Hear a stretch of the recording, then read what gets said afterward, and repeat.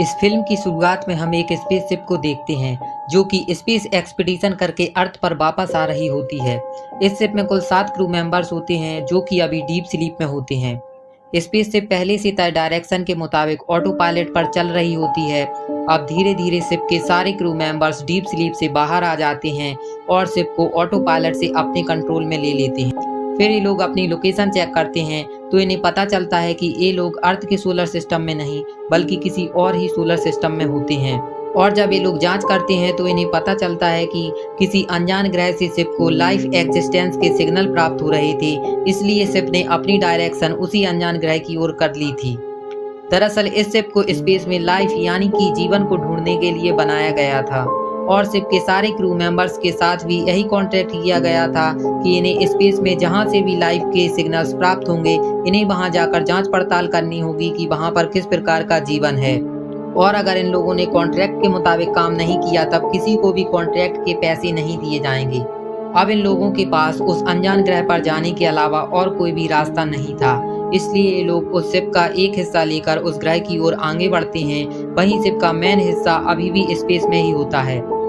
इस ग्रह पर हवा का दबाव बहुत ज्यादा होता है, इसलिए इनका लैंडर सॉफ्ट लैंडिंग नहीं करता, जिस वजह से लैंडर की लैंडिंग हार्ड होती है और शिप को बहुत ज्यादा नुकसान पहुंचता है। अब ये लोग इस अनजान ग्रह पर फंस चुके थे।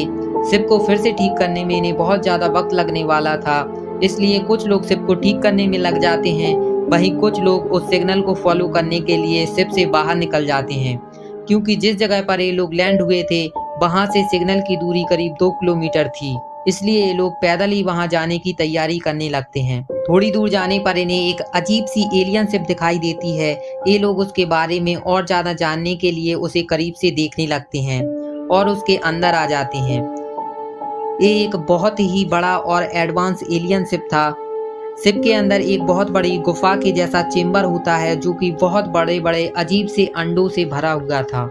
एक क्रू का आदमी उस गुफा के अंदर जाता है और उन अंडों को करीब से देखने लगता है।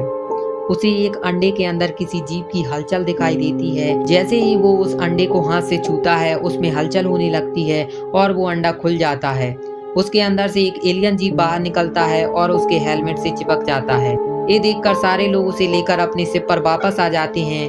शिप की पायलट इन्फेक्शन के खतरे के बारे में उन्हें बताती है और उन्हें 24 घंटे तक शिप के बाहर ही रुकने को कहती है, लेकिन शिप का कैप्टन उसकी बात को नहीं मानता और उसे अंदर लेकर आ जाता है। वो लोग उस आदमी को मेडिकल रूम में ले जाते हैं और देखते हैं कि वो एलियन जीव उसके चेहरे से पूरी तरह से चिपका हुआ है।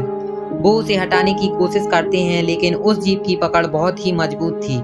तब सब लोग डिसाइड करते हैं कि ये उस जीव को काट कर उसे बाहर निकालेंगे और जैसे ही ये उसका एक टेंटिकल काटते हैं तो उसके अंदर से खून के बजाय एक बहुत ही खतरनाक एसिड निकलता है जो कि शिप पर गिरते ही शिप के आर पार एक होल बना देता है, यानी कि ये लोग उस जीव को काट कर भी बाहर नहीं निकाल सकते। इसलिए ये लोग उसे मेडिकल रूम में ही छोड़कर अपनी खराब हुई शिप को ठीक करने में लग जाते हैं। थोड़ी देर बाद ये लोग देखते हैं कि वो जीव अपने आप ही उस आदमी के चेहरे से निकल गया है और मेडिकल रूम में ही कहीं वह छुप गया है।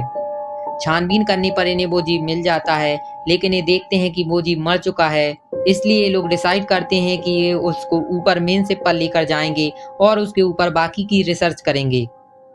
जल्दी इनका शिप भी पूरी तरह से ठीक हो जाता है और ये लोग उस जीव को लेकर ऊपर मेन शिप पर आ जाते हैं।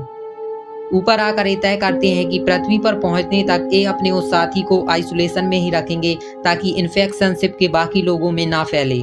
लेकिन थोड़ी ही देर बाद हम देखते हैं कि ये लोग ऐसा कुछ भी नहीं कर रहे हैं और अपने उसी साथी के साथ बैठकर खाना खाते हैं, ये जानते हुए भी कि वो इन्फेक्टेड हो सकता है। सारी कैलकुलेशन करने के बाद इन्हें पता चलता है कि ये लोग पृथ्वी पर करीब 10 महीनों में पहुंचेंगे। वहीं खाना खाते समय उस आदमी की तबीयत खराब होने लगती है और उसके पेट को चीरते हुए एक एलियन जीव बाहर निकलता है और शिप के अंदर की ओर भाग जाता है। अब ये लोग डिसाइड करते हैं कि ये 2 टीमों में बढ़ जाएंगे और उस एलियन को ढूंढकर मार डालेंगे। लेकिन वो एलियन जीव बहुत ही ज्यादा इंटेलिजेंट होता है और क्रू के लोगों पर हमला कर उन्हें मारने और खाने लगता है। उसे मारने के लिए गए शिप के कैप्टन को भी वो एलियन मार डालता है। अब इन लोगों को कुछ भी समझ नहीं आता कि ये उस एलियन को कैसे मारें, क्योंकि अब कैप्टन भी मारा जा चुका है। इसलिए इस शिप की पायलट कम्युनिकेशन रूम में जाती है ताकि वह धरती पर मैसेज भेजकर सारा हाल बता सके। जहां उसे पता चलता है कि कंपनी के लोग चाहते हैं कि ये लोग उस एलियन को नुकसान ना पहुंचाएं और उसे धरती पर सुरक्षित लाएं ताकि उस पर रिसर्च की जा सके। ये सब देखकर शिप की पायलट काफी हैरान होती है क्योंकि उन्हें इस बारे में कुछ भी पता नहीं होता। तभी वहां पर डॉक्टर आ जाता है जो कि इस बारे में सब कुछ जानता था, इसलिए अब वो पायलट को मारने के लिए आगे बढ़ता है और जल्द ही बाकी बचे हुए क्रू मेंबर्स को ये पता चल जाता है कि ये कोई इंसान नहीं बल्कि एक रोबोट है, एक आर्टिफिशियल एंड्रॉयड है। ये लोग उसे मारने में तो कामयाब हो जाते हैं, लेकिन इन लोगों को अभी भी नहीं पता होता कि कंपनी ने उन्हें इस बारे में क्यों नहीं बताया कि उनके साथ एक रोबोट भी है। ये जानने के लिए ये लोग रोबोट को फिर से ठीक कर देते हैं और उससे इस बारे में पूछने लगते हैं। रोबोट उन्हें बताता है कि कंपनी हमेशा से यही चाहती थी कि एलियन को हर हाल में सुरक्षित रखा जाए, यही मिशन है, बाकी कोई भी चीज इम्पोर्टेंट नहीं है। इस बात को सुनकर सभी बचे हुए तीनों क्रू मेंबर्स रोबोट को फिर से मार देते हैं। अब ये लोग प्लान बनाते हैं कि ये इस पूरे स्पेसशिप को ब्लास्ट कर देंगे और खुद शटल में बैठकर पृथ्वी की ओर चले जाएंगे। लेकिन इनके पास सिर्फ 10 मिनट ही होते हैं शिप को ब्लास्ट करके शटल में बैठने के लिए। ये लोग प्लान के मुताबिक शिप को उड़ाने की तैयारी करने लगते हैं, लेकिन इससे पहले ये शिप को ब्लास्ट कर पाते वो एलियन जीव दोनों क्रू मेंबर्स को मार देता है। अब सिर्फ शिप की पायलट ही जिंदा बचती है, जो बड़ी मुश्किल से शिप को ब्लास्ट करके शटल में बैठकर भागने में कामयाब हो जाती है। लेकिन थोड़ी ही दूर जाने पर वो देखती है कि वो एलियन भी उसके साथ शटल में ही है। तब वो उसे अपना सूट पहनकर एक गैस को रिलीज करके उसे मारने की कोशिश करती है, लेकिन उस एलियन पर गैस का कुछ भी असर नहीं होता और वो उस पर हमला करने लगता है। तब पायलट बड़ी मुश्किल से शटल का गेट खोलने में कामयाब हो जाती है और वो एलियन स्पेस में गिरकर मारा जाता है। और इसी के साथ ये मूवी खत्म हो जाती है।